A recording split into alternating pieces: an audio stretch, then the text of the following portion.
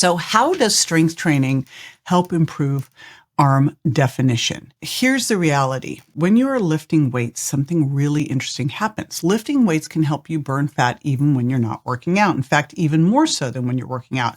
When I'm working out, I'm going hard.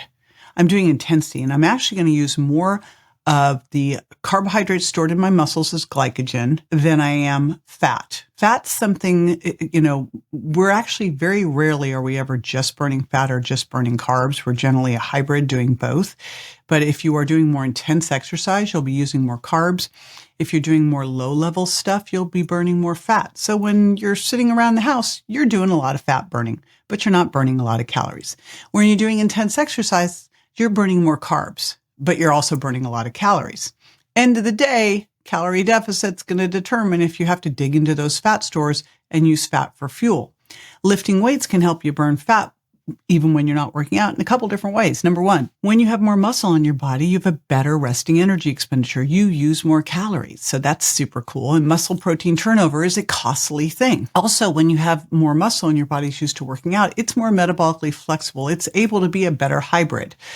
Sometimes if you become more insulin resistant, it is hard for your body to use stored fat for fuel.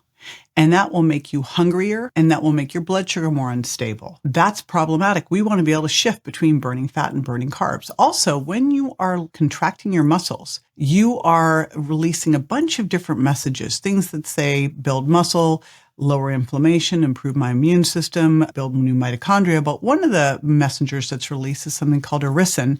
And irisin helps you take white fat and beige it, which makes it have more mitochondria and be easier to burn off, which is super cool. Now, can women get bulky arms from strength training, or is that a myth? Because I hear it all the time. Here's what I hear. I want to have your arms like yours. I don't want to get big.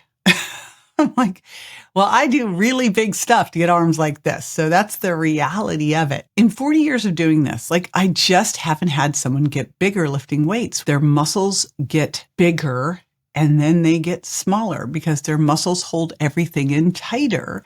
And their muscles help them have a better resting energy expenditure. So now they're burning more calories. So I just haven't seen it happen.